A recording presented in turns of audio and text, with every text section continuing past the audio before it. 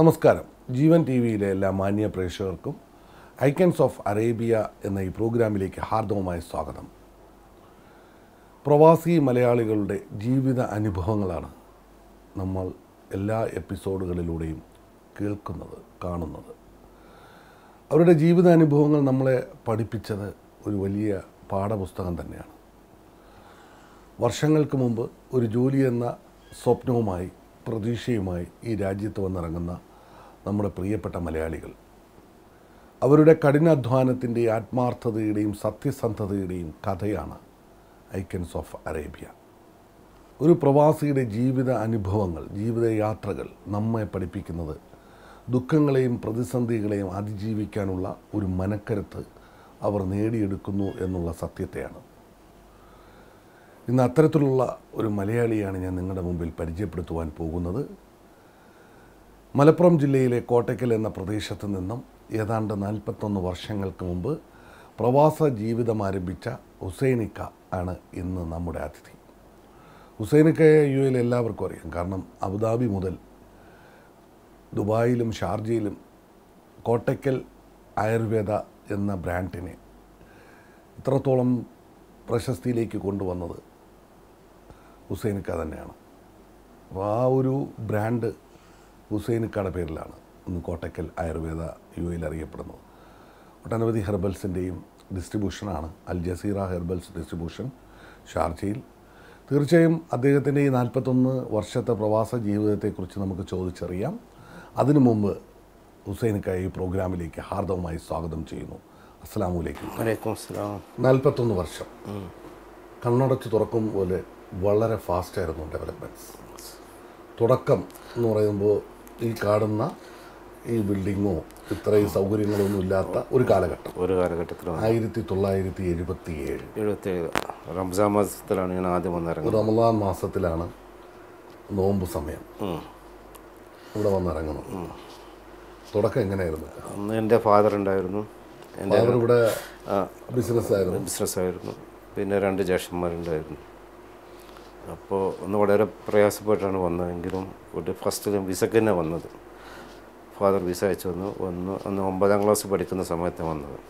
അന്നത്തെ കാലം ഇവിടെ വന്നു ഞാൻ ജ്യേഷ്ഠൻ്റെ കൂടെ ഒരു കമ്പനിയിൽ ജോലി കയറി. അത് ജപ്പാനീസ് കമ്പനിയായിരുന്നു. അന്ന് ജ്യേഷ്ഠൻ്റെ കൂടെ നിന്നു. ജ്യേഷ്ഠൻ്റെ അവിടെ നിന്ന് ഒരു ഓഫീസിലായിട്ട് ജോലി ചെയ്തു ജപ്പാനിൽ. അങ്ങനെ അവിടെ ഒരു 4 വർഷം അവരുണ്ടായിരുന്നു. അത് കഴിഞ്ഞപ്പോൾ ഇവിടെ നാഷണലൈസേഷൻ വന്നു. RBI sponsor. അപ്പോൾ കമ്പനി RBI ഏറ്റെടുത്തു. അപ്പോൾ അതിലൊരു 20 വർഷം കണ്ടിന്യൂസ് ജോലി ചെയ്തു ആ കമ്പനിയിൽ. മൊത്തം 24 വർഷം ഒരേ കമ്പനി 2002 വരെ ജോലി ചെയ്തു.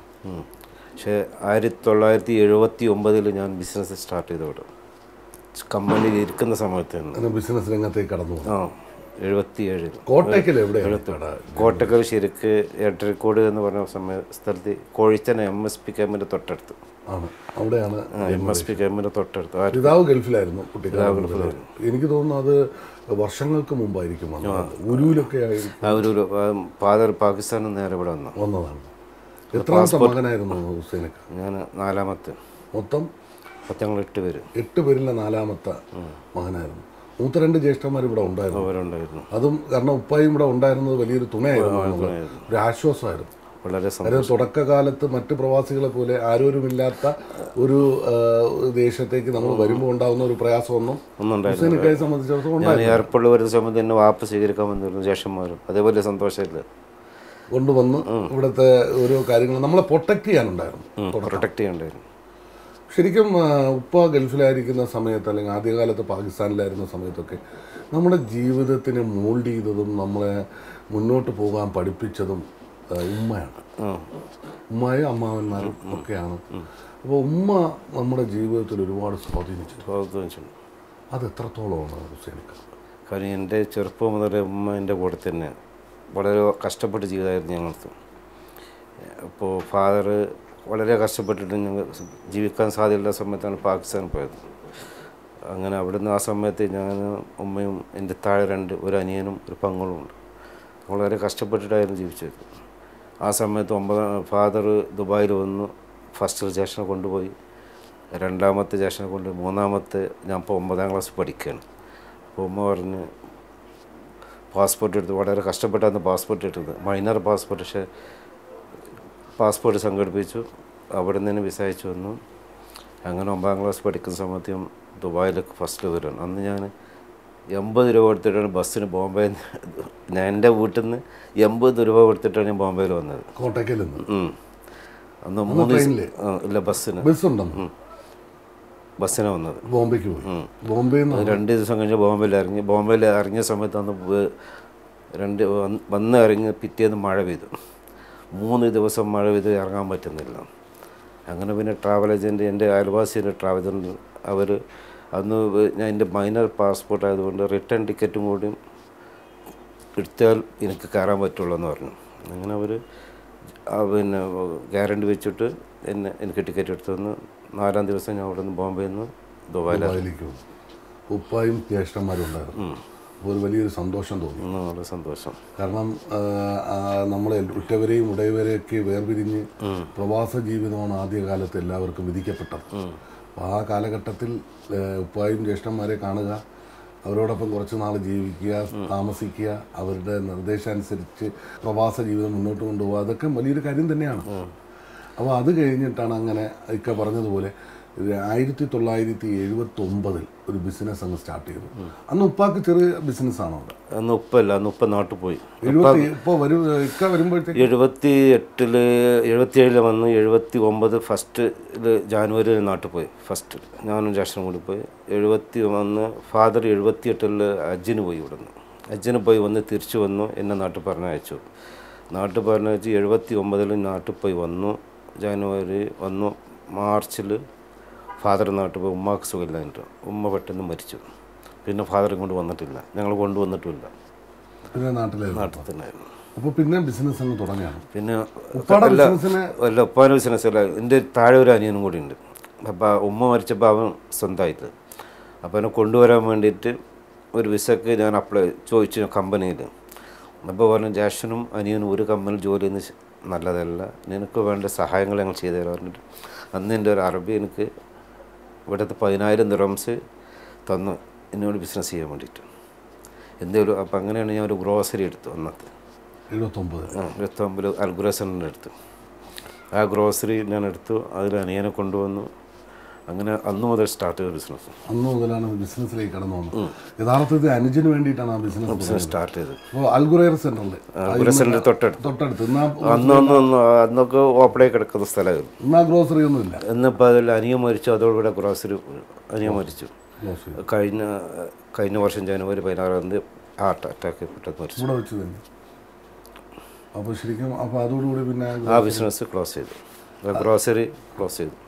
24 വർഷം തുടർച്ചയായിട്ടൊരു കമ്പനിയിൽ ജോലി ചെയ്യുന്നു. അത് കഴിഞ്ഞ് ബിസിനസ്സിലേക്ക് കടന്നു വന്നെങ്കിലും ഈ ഒരു കോട്ടക്കൽ ആയുർവേദത്തെ 2000-ലാണ് തുടങ്ങുന്നത്. ആയുർവേദം എന്ന് പറയുന്നതിനെ ഇവിടേക്ക് കൊണ്ടുവരാൻ എങ്ങനെയായിരുന്നു അതിന് പ്ലാൻ ചെയ്തത്? അതിൻ്റെ പ്ലാൻ ചെയ്ത് എൻ്റെ ഒരു ഉറ്റ സുഹൃത്തുണ്ടായിരുന്നു. അപ്പോൾ അവർ പറഞ്ഞു ഞങ്ങൾ തമ്മിൽ പിന്നെ പാർട്ണർഷിപ്പിൽ ബിസിനസ് ഉണ്ടായിരുന്നു. വേറെ അധികം പാർട്ണർഷിപ്പിൽ ഇല്ലാത്ത ബിസിനസ്, സ്വന്തം ബിസിനസ്. പക്ഷെ അവർ ഞാൻ കമ്പനിയിലുള്ള സമയത്ത് എന്നിട്ട് വലിയ പരിചയമായിരുന്നു. ഞാൻ കമ്പനി നല്ല ലെവലിൽ ജോലി ചെയ്തിരുന്നു.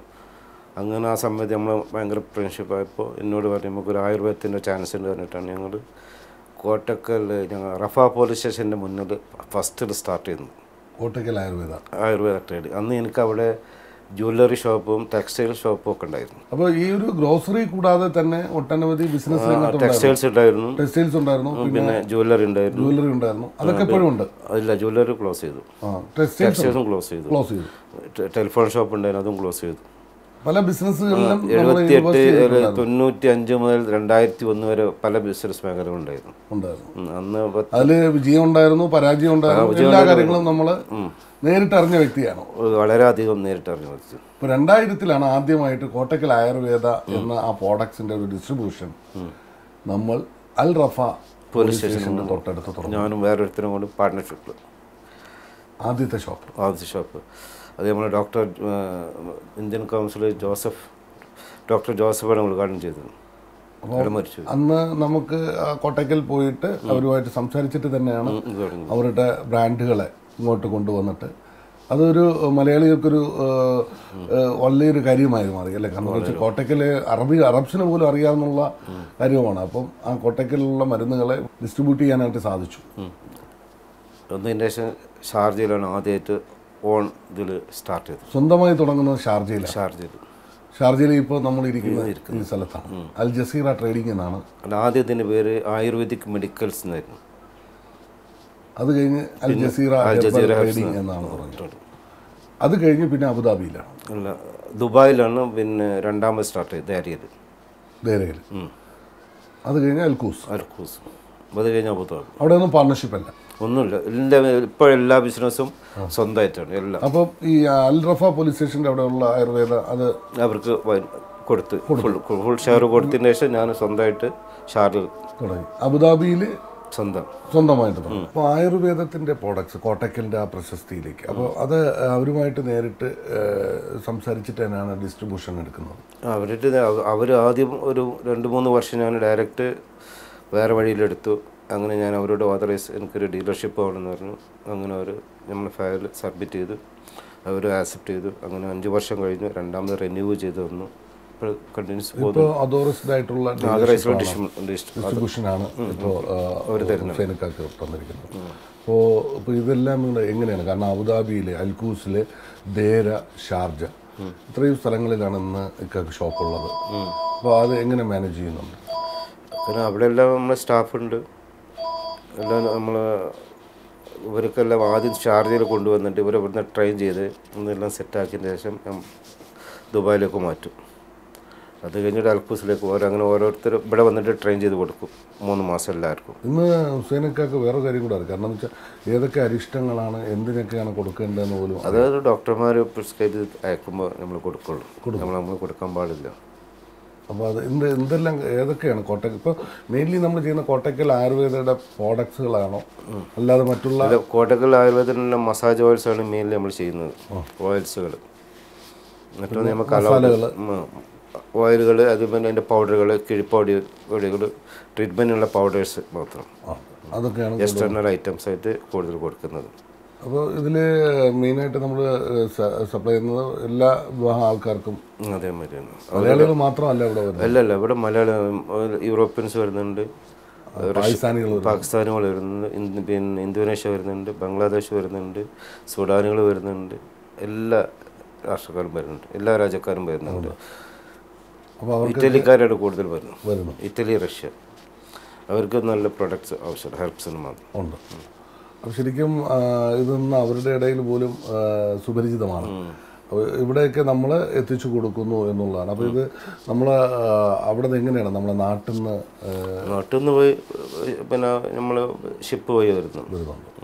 അപ്പോൾ ഇവിടെയൊക്കെ ഹുസൈനൊക്കെ ഓടി എത്തും? അവിടെ കൊടുത്തും തീർച്ചയായിട്ടും ഇവിടെ എത്തണം. കാരണം എന്ന് വെച്ച് കഴിഞ്ഞാൽ എന്തായാലും എല്ലായിടത്തും നമ്മൾ എത്തുമെങ്കിലും കൂടുതൽ സമയം ഷാർജയിൽ തന്നെയാണ്. ഷാർജയിലാണ് മെയിൻ കൺട്രോൾ ചെയ്യുന്നത്. ജീവിതത്തിൽ ഒരുപാട് പ്രതിസന്ധികളെയും വിഷമങ്ങളുമൊക്കെ അതിജീവിച്ച ഒരാളാണ് താങ്കൾ. ഒരുപാട് പ്രശ്നങ്ങൾ മുന്നിലൂടെ കടന്നു വന്നിട്ടുണ്ട്. അതൊക്കെ എങ്ങനെയാണ് തരണം ചെയ്യാൻ സാധിച്ചത്? തരണം ചെയ്യാൻ സാധിക്കും. ബിസിനസ്സിൽ ഞാൻ വളരെ താഴ്ന്ന സമയത്ത് എൻ്റെ സ്ഥലം എനിക്കൊരു ജോലി ഉണ്ടതുകൊണ്ട് എനിക്ക് തളർച്ച അനുവദിച്ചില്ല. കാരണം 2003 വരെ ജോലി ചെയ്തു. അതിൻ്റെ ഇടയിൽ ബിസിനസ്സിൽ പല സമയത്തും പ്രശ്നങ്ങൾ വന്നിട്ടുണ്ട്. പക്ഷേ അന്ന് എൻ്റെ ജോലി തന്നെ ഒഴിവാക്കിയിട്ടുണ്ടായിരുന്നില്ല. എനിക്ക് എൻ്റെ സ്പോൺസർ നല്ല സപ്പോർട്ടായിരുന്നു. സ്പോൺസറുടെ ഒരു വലിയ സപ്പോർട്ട് അതുള്ളത് കൊണ്ടാണ് അവർ എന്നോട് എപ്പോഴും വരും, എനിക്ക് 8 മണിക്കൂറിന് ജോലി ചെയ്ത് ബാക്കി നീ എന്ത് ജോലി ചെയ്താലും എനിക്ക് പ്രശ്നമില്ല, നിൻ്റെ പിന്നെ കഴിവനുസരിച്ച് നീ എപ്പോഴും ഇംപ്ലിമെൻറ്റ് ചെയ്ത് പോരണം, ലേസായി നടക്കരുത് പറയും. ആ ഒരു ധൈര്യം സ്പോൺസർ എന്ത് ബാക്ക് പ്രശ്നമുണ്ടെങ്കിൽ എന്നോട് പറഞ്ഞാൽ മതി, ഫൈനാൻഷ്യലായിട്ടോ എന്തെങ്കിലും ഉണ്ടെങ്കിൽ എന്നോട് പറഞ്ഞാൽ മതി, ഞാൻ ചെയ്തു തരുന്നു. അപ്പോൾ അദ്ദേഹത്തിൻ്റെ ഒരു വലിയൊരു സപ്പോർട്ട് ഹുസൈനക്കായെ മുന്നോട്ട് കൊണ്ടുപോകാൻ സഹായിച്ചു. അതുകൂടാതെ തന്നെ കാരണം എന്ന് വെച്ചാൽ നമുക്ക് ഈ പരാജയങ്ങൾ വരുമ്പോൾ നമുക്ക് ഏറ്റവും കൂടുതൽ മനസ്സിലാക്കാൻ പറ്റുന്ന വസ്തുത, അതായത് ഒരു സത്യം ഏതാണ്? അത് ഏത് സമയത്തും പ്രശ്നങ്ങളുണ്ടെങ്കിൽ നമ്മൾ മുന്നോട്ട് പോകണം ആണ്. അപ്പോൾ ശരിക്കും നമ്മുടെ കൂടെ നിന്നവർ അല്ലെങ്കിൽ നമ്മളുടെ കൂടെ സപ്പോർട്ട് ചെയ്തവർ നമുക്കൊരു പ്രശ്നം വരുമ്പോൾ കൂടെ ഉണ്ടാവുമെന്നുള്ള പ്രതീക്ഷ എനിക്ക് എപ്പോഴും ഉണ്ട്. അതെല്ലാവരും ഉണ്ടായിരുന്നു കൂടെ. എൻ്റെ സ്പോൺസർ തന്നെ എനിക്ക് വളരെ നല്ല ഇത് ചെയ്തിട്ടുണ്ട്. കുടുംബത്തിനെക്കാട്ടും വളരെ ഇഷ്ടപ്പെട്ട ഒരു സ്പോൺസറായിരുന്നു. ഇന്നും ഞാൻ കമ്പനി പിരിഞ്ഞു പോന്നിട്ട് ഇന്നും അയാൾക്ക് എന്നോട് ഭയങ്കര സ്നേഹമാണ്. ഇന്നും ഏത് സമയത്ത് കയറി ചെന്ന് കഴിഞ്ഞാലും എന്നെ ആലിംഗനം ചെയ്ത് ചുംബിച്ചിട്ടേ വിടുള്ളൂ. ഏത് പ്രതിസന്ധിയിലും ഫോൺ ചെയ്താലും തിരിച്ചു വിളിക്കും. അപ്പോൾ വിഷമങ്ങൾ പറയുമ്പോൾ എൻ്റെ ഒരു വിഷമം പോയി പറഞ്ഞു കഴിഞ്ഞാൽ ഇപ്പോഴും അയാൾ സ്വീകരിക്കും. അതുപോലെ തന്നെ ഈ ഒരു രാജ്യം നമുക്ക് നൽകിയൊരു സ്നേഹമുണ്ട്. വളരെ. കാരണം ഒന്നും ഇല്ലായ്മയിലൂടെയാണ് നമ്മൾ ഈ രാജ്യത്ത് വരുന്നത്. ഒരുപാട് പ്രതീക്ഷകളും ഒരുപാട് സ്വപ്നങ്ങളും മാത്രം ബാക്കി വെച്ചിട്ടാണ് നമ്മളിവിടെ വരുന്നത്. അപ്പോൾ തീർച്ചയായും ഈ രാജ്യം നമ്മൾ ആഗ്രഹിച്ചതിനേക്കാൾ കൂടുതലായിട്ട് നമുക്ക് നേടുവാനും വിജയിക്കുവാനും കഴിഞ്ഞതിൻ്റെ പിന്നിൽ ഇവിടുത്തെ ഭരണാധികാരികളും ഇവിടുത്തെ സ്വദേശികളും ഇവിടുത്തെ നല്ലവരായ അറബികളും. അപ്പോൾ ശരിക്കും അവരുടെ ഒരു വലിയൊരു പിന്തുണ നമുക്കുണ്ടായിരുന്നു. എത്രത്തോളമാണ് ഈ രാജ്യവും ഇവിടുത്തെ ഭരണാധികാരികളും ഇവിടുത്തെ സ്വദേശികളും താങ്കളുടെ ജീവിതത്തിൽ സ്വാധീനിച്ചിട്ടുള്ളത്? ഒരുപാട് കാര്യങ്ങൾ എന്നെ സ്വാധീനിച്ചിട്ടുണ്ട്. എന്തെല്ലാം? അവർ പല സന്ദർഭങ്ങളും എൻ്റെ പ്രശ്നങ്ങളുടെ സമയത്തും, കാരണം ഞാൻ വളരെ കഷ്ടപ്പെട്ട് ഞാൻ ഗ്രോസറി നടത്തിയെന്ന് പറഞ്ഞു. ആ സമയത്തുള്ള പിള്ളേർ ഇന്ന് ഞാൻ വലുതായ സമയത്ത് അവരിന്ന് വലിയ വലിയ പോസ്റ്റുകളിരിക്കുന്നു. ഏത് സമയത്ത് ചെന്ന് അവർ നമ്മളെ പഴയ അവർ എണീറ്റ് വന്നിട്ട് നമ്മളോട് എന്താ കാര്യങ്ങൾ ചോദിക്കുന്നു. അവർ മറന്നിട്ടില്ല എപ്പോഴും നമ്മൾ. അതാണ് എന്തൊരു ബുദ്ധിമുട്ടുകളും അവർ നമ്മൾ ജ്യേഷ്ഠനെ പോലെ മക്കളെ പോലെ സംസാരിച്ചിട്ട് അവർ നമ്മളെ കാര്യങ്ങൾ സോൾവ് ചെയ്ത് തരുന്നു. വളരെ ഇഷ്ടപ്പെട്ട കാര്യം. വലിയൊരു പിന്തുണ ഈ രാജ്യം. കാരണം അവർ ഇന്ന് വലുതവരായി ചെറിയവരുന്നല്ല. അവർ ആ സ്നേഹം അന്നൊന്നും ചെറുപ്പമുള്ള സ്നേഹം അന്നൊന്നും നിലനിർത്തുന്നുണ്ട്. അത് വലിയൊരു കാഴ്ചപ്പാട് എനിക്ക്. ശരിക്കും ചില സമയത്ത് പല പ്രശ്നങ്ങൾ ചെന്ന് അവസാനം കണ്ടുമുട്ടുന്നവരായിരിക്കും. അപ്പോൾ അവർ പറയും ഹുസൈനല്ല എന്താ പ്രശ്നം ചോദിക്കും. അവർ കാര്യങ്ങൾ സോൾവ് ചെയ്ത് തരും. അതുകൂടാതെ തന്നെ കാരണം എന്ന് വെച്ച് കഴിഞ്ഞാൽ ഉപ്പ ചെറിയൊരു ബിസിനസ്സായിരുന്നു. അപ്പോൾ ഉപ്പയുടെ ബിസിനസ്സിന് എത്രത്തോളം, കാരണം ഉപ്പ ബിസിനസ് എന്ന് പറഞ്ഞു കഴിഞ്ഞാൽ വെജിറ്റബിൾ മാർക്കറ്റിംഗ്, അതായത് അന്ന് ഈ 77 വെജിറ്റബിൾ മാർക്കറ്റ് ഇന്നത്തെ ഗോൾഡ് മാർക്കറ്റിന് മുന്നിൽ ബസ് സ്റ്റാൻഡ്, ഇന്നിപ്പോൾ ബിൽഡിംഗ് മാറി. അന്ന് അവിടെ ചെറിയ ഒരു വെജിറ്റബിൾ മാർക്കറ്റ് ഉണ്ടായിരുന്നുള്ളൂ. അന്ന് അവിടെ നിന്ന് ഈ മസ്കത്ത് നിന്ന് വരുന്ന വെജിറ്റബിൾസ് ഹോൾസെയിലായിട്ട് ഫാദർ ലേലം ചെയ്തിട്ട് വെക്കും. എന്നിട്ട് അത് ഡിസ്ട്രിബ്യൂട്ട് ചെയ്ത് കൊടുക്കുന്ന പരിപാടിയായിരുന്നു. അന്ന് ഷോപ്പായിട്ട് അങ്ങനെ ഇല്ല. ഈ വണ്ടിയിൽ വരുന്ന സാധനങ്ങൾ മസ്കത്ത് നിന്ന് വരുന്ന ചെറുനാരങ്ങ, പച്ചക്കറി, തക്കാളി ലേലം ചെയ്തിട്ട് വെക്കും. എന്നതിന് ശേഷം ഡിസ്ട്രിബ്യൂഷൻ ആൾക്കാർ വരുമ്പോൾ അവർക്ക് വിറ്റ് കൊടുക്കലാണ്. അപ്പോൾ ഉപ്പ ബിസിനസ്സിലെ ഉപ്പായെ കണ്ട് ഒരുപാട് കാര്യങ്ങൾ പഠിച്ചിട്ടുണ്ടാവും. അപ്പോൾ എനിക്ക് വൈകിട്ട് ക്ലാസ് എടുത്ത് തരും. എന്തൊക്കെയാണ് ക്ലാസ് എടുക്കുക? എന്ത് ചെയ്യണം, ബിസിനസ് എങ്ങനെ ചെയ്യണം, നഷ്ടപ്പെടുന്നു. ഒരു 5 രൂപ കയ്യിലുണ്ടെങ്കിൽ 3 രൂപയുടെ ബിസിനസ് ചെയ്യാൻ പാടുള്ളൂ. 2 രൂപ പോക്കറ്റിൽ എപ്പോഴും വെക്കണം എന്ന് പറയും. കടം വാങ്ങി ബിസിനസ് ചെയ്യരുത് പറയും. അതെല്ലാം ഉപ്പ പഠിപ്പിച്ച പാഠമാണ്. ഇന്ന് വരെ കടം വാങ്ങി ബിസിനസ് ചെയ്തിട്ടുമില്ല. ആണ്.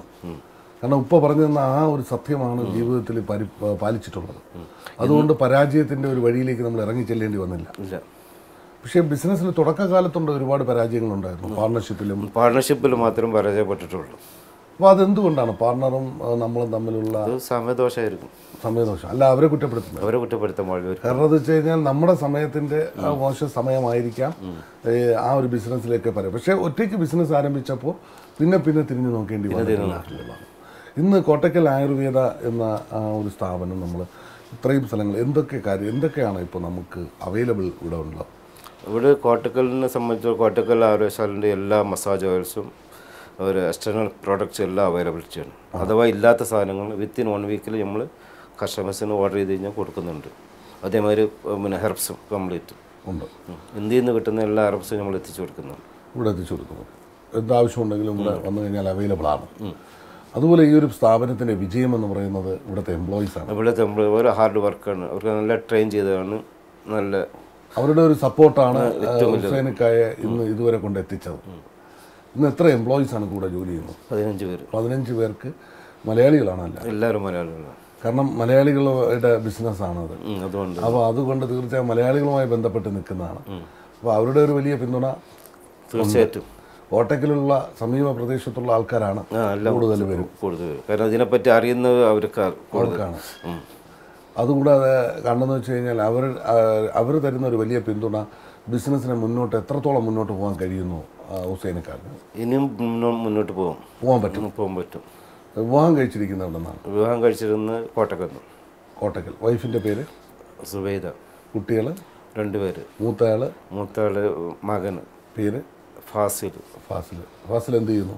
ബിടെക്. ഞങ്ങൾക്ക് മിനറൽ വാട്ടർ കമ്പനി ഉണ്ട് സ്വന്തമായിട്ട്. എവിടെയാണ്? നിലമ്പൂർ. രണ്ടാമത്തെ മകള് പേര് ഹുസ്ന നിരൂഫർ. വിവാഹം കഴിച്ചു. വിവാഹം കഴിച്ച് MBBS ഡോക്ടറാണ്. ഹുസ്ന ഡോക്ടറാണ്. അപ്പോൾ മരുമകനും ബിസിനസ്. അപ്പോൾ വളരെ സന്തോഷമായൊരു കുടുംബ ജീവിതവും ഹുസൈനിക്കാക്ക് മുന്നോട്ടുള്ള യാത്രയെ ഒരുപാട് സപ്പോർട്ട് ചെയ്തിട്ടുണ്ട്. അത് എത്രത്തോളമാണ് ഹുസൈനിക്ക? വേലും ഭാര്യ ടീച്ചറായിരുന്നു. അത് ശരി. അപ്പോൾ പ്രിൻസിപ്പളായിട്ട് റിട്ടയർമെൻറ്റ് ചെയ്തു. പിന്നെ അവരെ സപ്പോർട്ട് ഉണ്ടായിരുന്നു കൂടുതലും എല്ലാത്തിലും. അപ്പോൾ ഒരു കാരണം ഇടയ്ക്ക് ഇവിടെ വന്നിട്ട് പോകുന്നതല്ലാതെ ഇല്ല, അവർ കുറച്ച് കാലം ഇവിടെ ഉണ്ടായിരുന്നു. പിന്നെ എപ്പോഴും ലീവ് എടുത്തിട്ടാണ് ഇവിടെ ലീവ് എടുത്തിട്ട് വന്ന് ഒരു പ്രാവശ്യം ഞങ്ങൾക്ക് ഹജ്ജിന് പോകാൻ വേണ്ടിയിട്ട് ഒരു വർഷത്തെ ലീവ് എടുത്ത് വന്ന് ഞങ്ങളുടെ കുടുംബസമേതം എല്ലാവരും ഹജ്ജിന് പോയി. അപ്പോൾ അവരുടെ ഒരു പിന്തുണ ഹുസൈനിക്കാക്ക് ഒരു വലിയ വിജയത്തിൻ്റെ ഒരു വാതിൽ തുറന്നു തന്നതാണ്. 1977 ആദ്യമായിട്ട് ഈ രാജ്യത്ത് വരുന്നത് ഒരു റമദാൻ മാസത്തിൽ ഇക്ക പറഞ്ഞു. അന്ന് നമുക്കുണ്ട് ഒരുപാട് സ്വപ്നങ്ങളുണ്ട്, നമുക്ക് ഒരുപാട് പ്രതീക്ഷകളുണ്ട്. പക്ഷേ ഇവിടെ വന്ന് എല്ലാവരുടെയും സ്വപ്നങ്ങളും പ്രതീക്ഷകളും നടക്കണമെന്നില്ല. പലരുടെയും സ്വപ്നങ്ങൾ വഴിയിലിട്ട് പോകേണ്ടി വന്നിട്ടുണ്ട്. പക്ഷേ അൽഹംദുലില്ലാ ഇക്കയുടെ സ്വപ്നങ്ങളൊക്കെ നന്നായിട്ട് വിജയിക്കാൻ കഴിഞ്ഞു. ആഗ്രഹിച്ചതിനേക്കാൾ കൂടുതലായി നേടാൻ സാധിച്ചു. നന്ദി ആരോടാണ്? നന്ദി ഇവിടുത്തെ ഭരണാധികാരികളോടും അള്ളാഹുവിനോടും, ആദ്യമായിട്ട് അള്ളാഹുവിനോടും ഇവിടുത്തെ ഭരണാധികാരികളോടും നമ്മളെ കുടുംബങ്ങളോടും എല്ലാവരോടും. അള്ളാഹുവിൻ്റെ ഒരു അപാരമായ ഒരു അനുഗ്രഹം അതാണ് ഇക്ക പറഞ്ഞത്. നന്മയും തിന്മയും വേർതിരിച്ചറിയാനുള്ള ഒരു കഴിവ് നമുക്കുണ്ടാവണം. ആ കഴിവാണ് നമ്മളെ തീർച്ചയായും മുന്നോട്ട് കൊണ്ടുപോകാൻ പോകുന്നത്. പിന്നെ സത്യസന്ധമായ ഒരു ജീവിതശൈലി ഇത് പരിപാലിച്ചു പോയാൽ തീർച്ചയായും നമുക്ക് വിജയിക്കാൻ കഴിയും. അത് തന്നെയാണ് നമ്മളെ പഠിപ്പിച്ചത്. അത് തന്നെയാണ് ജീവിതത്തിൽ കീപ്പ് ചെയ്തതും. അത് തന്നെയാണ് കീപ്പ് ചെയ്തിട്ടുള്ളത്. ആ വിശ്വാസവും പ്രാർത്ഥനയും എത്രത്തോളമാണ് ഹുസൈനിക്കായെ മുന്നോട്ട് നയിച്ചിട്ടുള്ളത്? തീർച്ചയായിട്ടും പ്രാർത്ഥനയിൽ ഒരു വീഴ്ചയില്ല. തീർച്ചയായിട്ടും പ്രാർത്ഥനയുണ്ട്. ഏത് സമയത്തും അതിന് ഒരു ഒഴിവാക്കി നിർത്താറില്ല. ഒരിക്കലും. എത്ര പ്രശ്നങ്ങളുണ്ടായാലും അത് അവിടെയാണ് നമ്മൾ പോയി ദുഃഖങ്ങളും പ്രയാസങ്ങളും പറയുന്നത്. ഇന്ന് 41 വർഷം കഴിഞ്ഞു. ജീവിതത്തിൻ്റെ 3/4 ഭാഗമാണ് ഇവിടെ അനുഭവിച്ചതും. അതിൽ സന്തോഷങ്ങളുണ്ട്, ദുഃഖങ്ങളുണ്ട്, ഇതൊക്കെ നിറഞ്ഞ ഒരു വലിയൊരു ജീവിതമാണ്. പക്ഷേ ഇനി ഒരു മുന്നോട്ട് എന്തൊക്കെയാണ് പ്ലാൻ ചെയ്തിരിക്കുന്നത് ഹുസൈനിക്ക? ഇനി മുന്നോട്ട് തന്നെ ഇനിയും ഇൻഷാ അല്ലാഹ് കഴിവുണ്ടെങ്കിൽ കുറച്ചുകൂടി മുന്നോട്ട് പോകണം. അള്ളാഹ് ആയുസ്സിനെ തരുകയാണെങ്കിലും ആരോഗ്യവും ആയുസ്സും നമുക്ക് ഉള്ളിടത്തോളം കാലം ഈ രാജ്യത്ത് നിന്ന് ജോലി ചെയ്യണം. ഒരുപാട് പേർക്ക് ജോലി കൊടുക്കാൻ കഴിയണം. അതുവഴി ഒരുപാട് കുടുംബങ്ങളെയാണ് നമുക്ക് സംരക്ഷിക്കാൻ കഴിയുന്നത്. തീർച്ചയായും അതിന് സാധിക്കട്ടെ എന്ന് പ്രാർത്ഥിക്കുന്നു. വളരെ സന്തോഷം. തിരക്കേറിയ സമയത്ത് ഞങ്ങൾക്ക് വേണ്ടി ഇങ്ങനെ ഒരു അഭിമുഖം അനുവദിച്ച് തന്നതിൽ താങ്ക് യു വെരി മച്ച്. അസ്സലാമു അലൈക്കും. വലൈക്കും സലാം വറഹ്മത്തുള്ളാഹി.